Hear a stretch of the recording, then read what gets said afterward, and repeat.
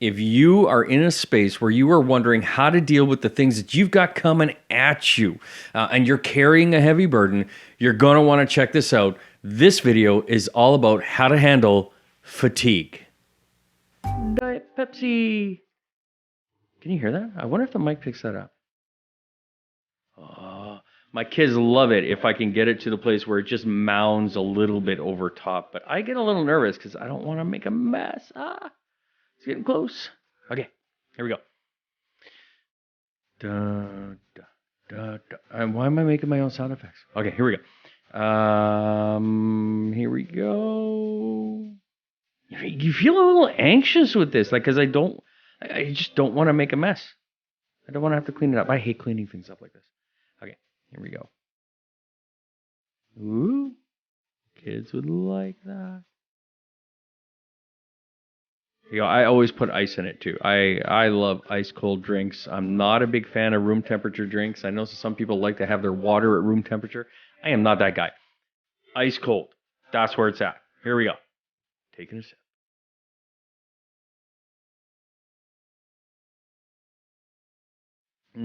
Would you like that? A good measure? I'm looking at an article.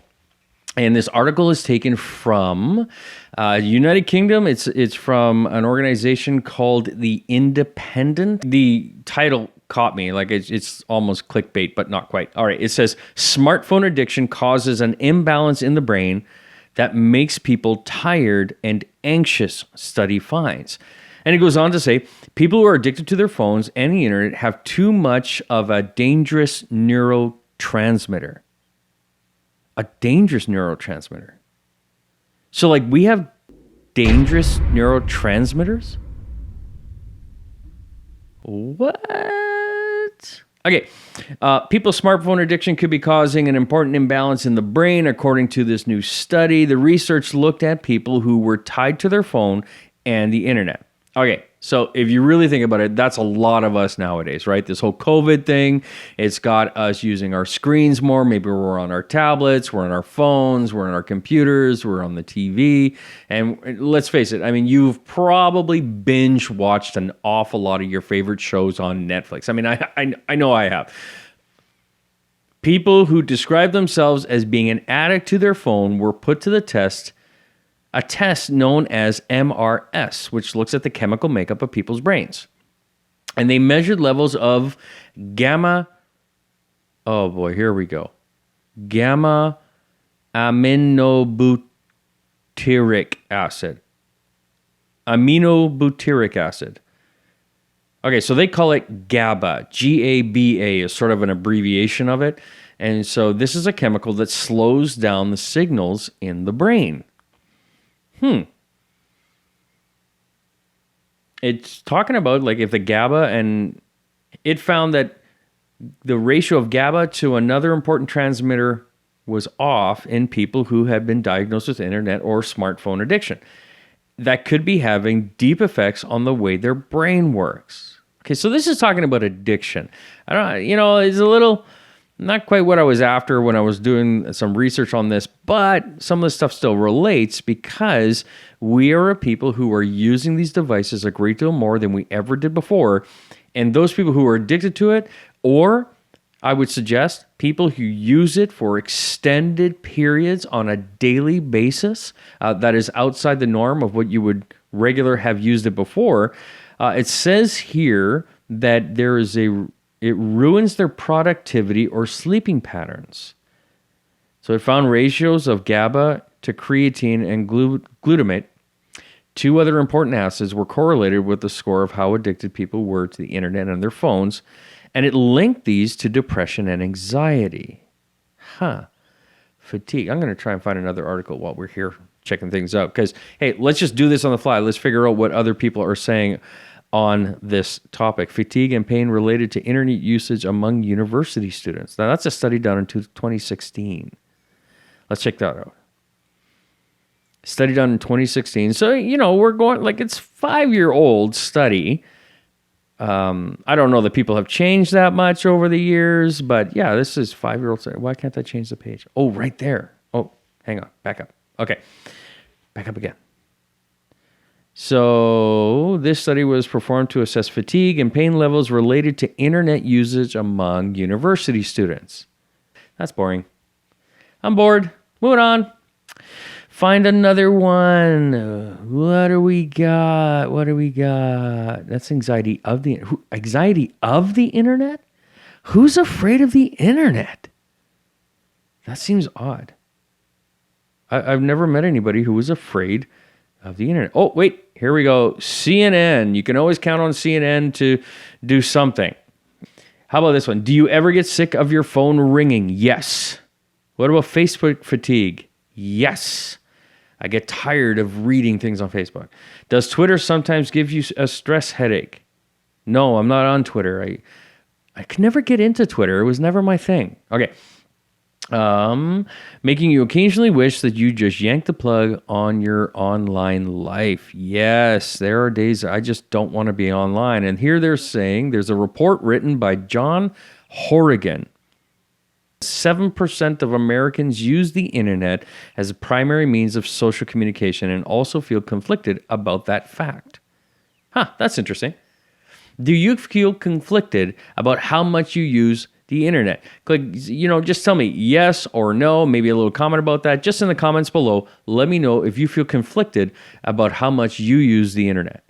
Online social network users, which Horgan calls the ambivalent networkers, are so connected that they feel they just can't quit.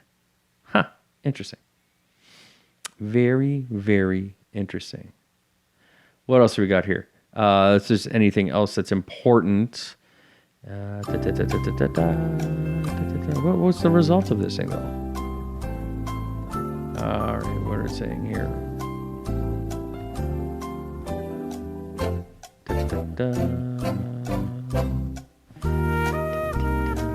I'm reading, and I feel like making noises. I just sound effects stuff. So this is interesting. It says here, there's a sense that it might be costly for them to not be on some kind of social network. So if you think of that group of ambivalent networkers as being a youthful group, they're always texting or communicating or emailing to keep in touch and make plans. So if you're in a social milieu like that, and you want to take a break, you may feel like going off the grid would be a bad thing. That's interesting. Yeah, that makes total sense, right? Because you would feel like it might be a bad thing because if you go offline, then people are going to start wondering, why aren't you responding to them? They may not know that you're offline. They may wonder why you're offline, and you may not want to have that conversation. There's all kinds of reasons why people don't want to be online.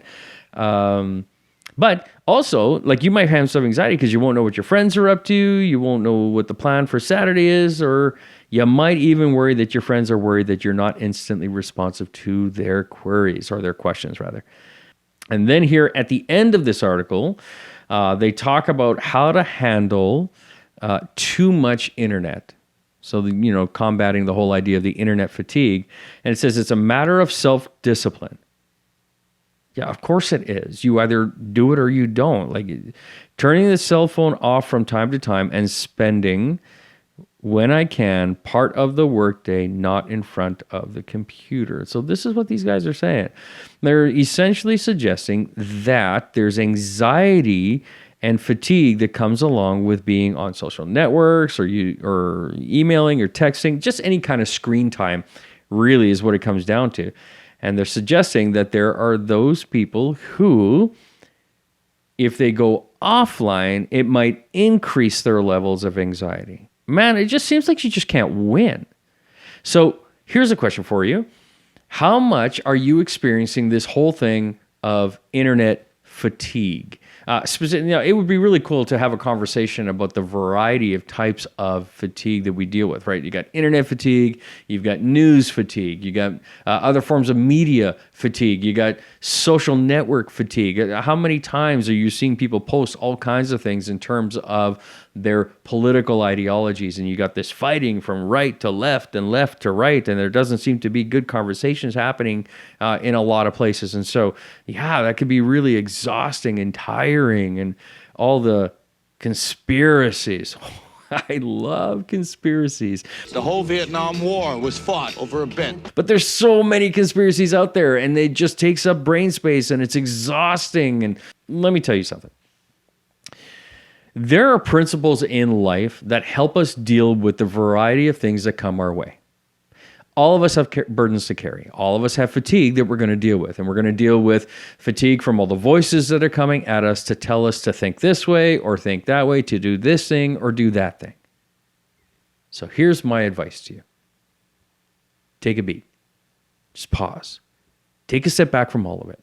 Because when you do, it's almost as if the blinders that you had on that were having you focus in on whatever that particular item was that was giving you fatigue, the blinders come off and you're able to see a broader picture of what's going on in life. And when you're able to see a broader picture of what's going on in life, you're able to then manage it a little bit differently. You can say, oh, okay, you know what, over here, I just don't need to give that as much attention as I did before. This thing over here, yeah, that one just doesn't need my focus in life right now. And just give yourself a beat. Take some time to just take care of yourself. I'm a pastor. One of the things that I get excited about is to show people things in the Bible that will really help them in these areas of life. And so here's what Jesus says in Matthew chapter 11 regarding the burdens that we carry, the difficulties that we might carry in life. He says, "Come to me, all you who are weary and carry heavy burdens." Yeah. Like, who isn't tired? Who isn't carrying a heavy burden? And he says, look, come to me. Don't keep your eyes on that stuff. Come to me. Everyone who's tired, everyone is carrying a heavy burden, look my way. And then he says this, like there's a promise that comes with it. And he says, and I will give you rest. So if you come to me when you're tired and you got this heavy burden, if you come to me, I'm going to give you rest. And then he says, take my yoke upon you. Now, a yoke, I don't know if you know this, but they're those things that go around the necks of oxen or bulls or even sometimes like horses. And they're those big strapped on things that help them pull and carry things. And so he says, take his on us. And then he says, let me teach you because I'm humble and gentle at heart, and you will find rest for your souls.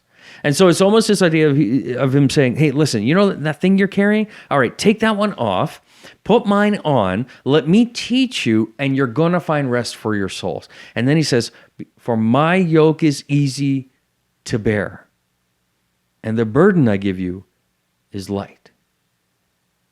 You know, I don't know where you are right now in life, but I can tell you that if you're carrying a heavy burden, if you're dealing with a lot of worries, if this fatigue is just getting the better of you, would you just take a beat so that the blinders of that can come off? You're not giving all the negative stuff in life the attention. And you start looking inward a little bit and saying, hey, listen, why am I carrying all of this stuff by myself? And I don't know if you have a faith in Jesus or not, but what I can tell you is that in my own journey, whenever I get it in my head that whatever has my attention has my direction, whatever, if I'm focused on the negative things of life, then I'm going to move towards negative things and I'm going to have that negative outlook on life and I'm going to be miserable. If I'm focused on the things that are good, if I focus on the things that are noble, if I focus on the things that are worth being grateful for, then my life is going to be different because I'm going to have a different perspective in life. I'm going to be thankful in my life rather than bitter in my life. And when I look at what Jesus is saying here, what he's saying is, hey, listen, I got you. Take that stuff off. Take what I give you. It's light. It's not difficult for you. And you will find rest for your souls. Do you want rest for your soul? I certainly know I do. And so for me, I take time on a daily basis to say, where are my eyes parked? Am I parked on the things that are leading me down roads that cause me to feel exhausted and just fatigued? Or am I focused on the things that are going to build me up? Take a beat, take the blinders off, make sure that your attention is on the things that's going to move you in a good direction. And my encouragement to you is, place your eyes on Jesus, because when you do, you find rest for your souls.